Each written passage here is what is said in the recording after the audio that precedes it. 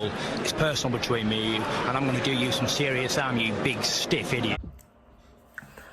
The Untouchable True School Sports Empire proudly presents something the boxing game's been missing. Hey, what's going on? It's your boy BT, and I came here to talk some boxing with the thousands of True School Sports subscribers.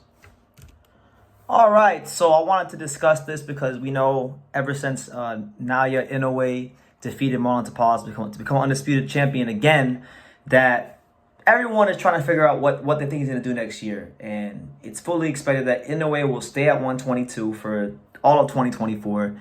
He will fight the likes of Louis Netty and also Sam Goodman's name's been thrown in there. But there's one name, guys. There's one name that when I hear it, and I'm gonna get out in front of it now, because if it winds up happening, I'm telling y'all right now, if it winds up happening, if Naoya Inoue takes this fight and fights this guy, I'm going to criticize it to no end, because two things. Number one, this fighter does not deserve a Naoya Inoue fight, and I'll explain that here in a second.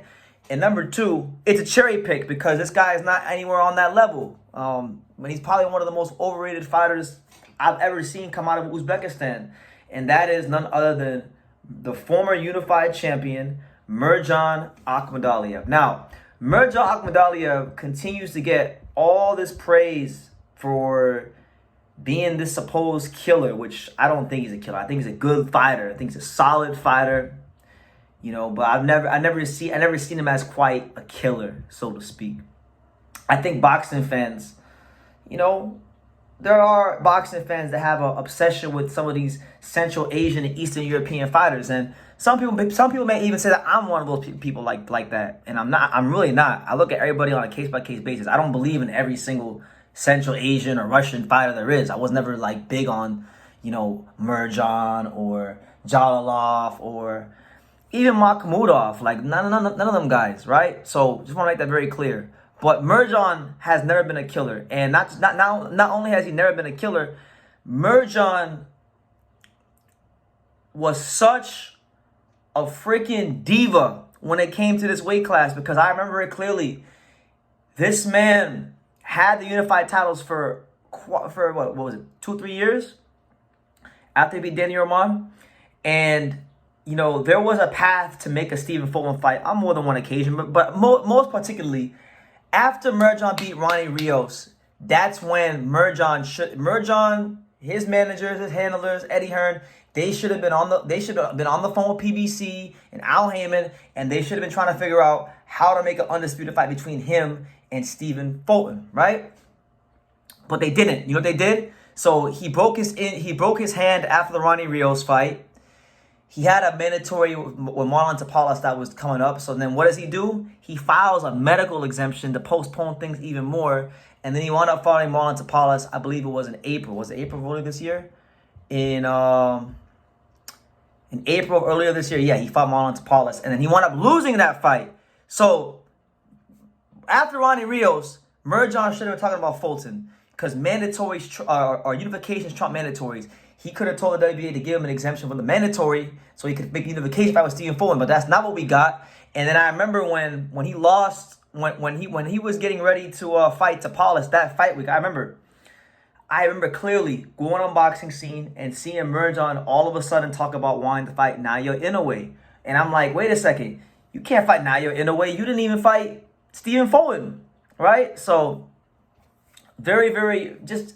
I never really liked the guy as a fighter. Let's get into that, right? Because as a fighter, he's solid. He's got a good Eastern European or Central Asian, Uzbekistan style. Punches are very explosive, but you gotta be in front of him. You gotta be in front of Murodjon and you can't move at all. You have to let him literally sit there and just plant his feet. And I just, in watching his career, I watched him against Danny Roman. I was there when he won the title against Danny Roman. Barely won that fight. I thought he might have lost that one. He fought Murodjon Akhmadaliev, lost to him as the favorite. And then in between all that, he fought a bunch of nondescript opposition. The only guy he fought that was worth anything really was maybe Iwasa. Let me see, maybe Iwasa. You could say it was the only fighter that he fought that was good. But like he's a good fighter, but he's up and down fighter himself. So my thing is, Murodjon is not a killer. Murodjon wasted a bunch of time. He held this division up from getting undisputed, and he does not deserve to be rewarded with the biggest payday you can get around these weights.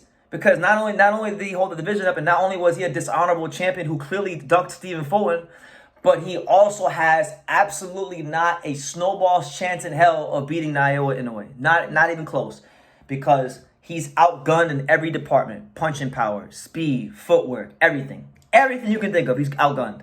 Toughness, everything. Like I can't emphasize that enough. Now, maybe his friend, Otabek Komatov, at the higher weight class, maybe he could do something when Inoue moves up, but not Murodjon. Murodjon don't got the minerals. He didn't have the minerals to fight Stephen Fulton. And now you want to reward him? Because all Murodjon has done since he got exposed by Marlon Tapales is beat Kevin Gonzalez. And no disrespect to Kevin Gonzalez, but Kevin Gonzalez is not no upper echelon fighter. Kevin Gonzalez never beat really anybody worth bragging about. He was a Mexican fighter, high volume puncher, never beat nobody crazy. And all Murodjon was done was just beat Kevin Gonzalez in a bullshit eliminator that was ordered by the WBA.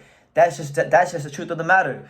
So my thing is, if Murodjon really wants to get an Inoue fight, and this is my opinion. I'm a boxing fan. I'm an American. I got my rights, my opinion.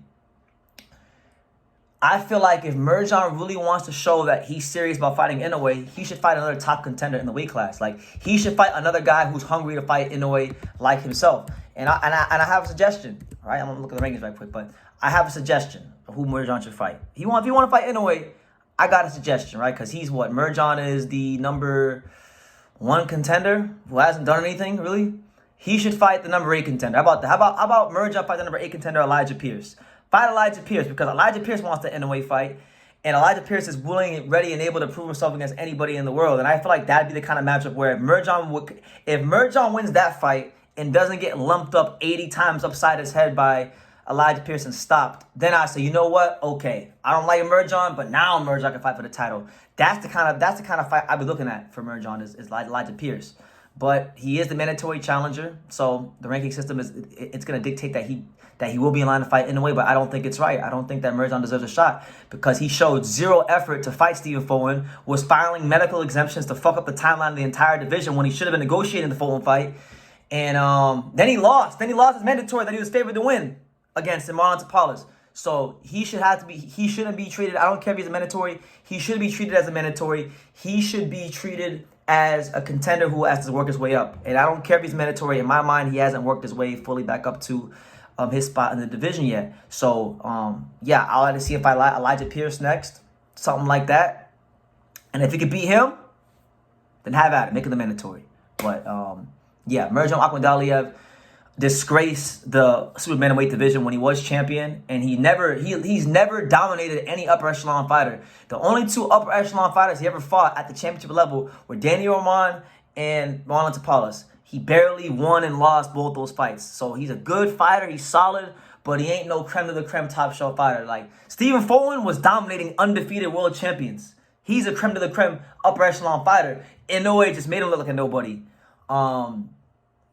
So that's where I stand. And I'm letting you guys know, if Inoue fights this guy, I'm calling it a check back, and I will criticize Inoue, and I will criticize Hideki Ohashi, and I'll be very vocal about it. So, yeah, that's my opinion.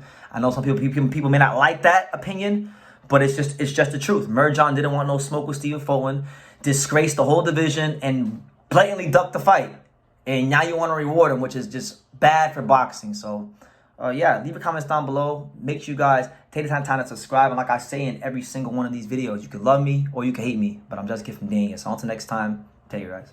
Thank you for watching another video on the untouchable True School Sports Empire. For more great boxing content just like this video, click right here and make sure you subscribe. Much love from sunny South Florida.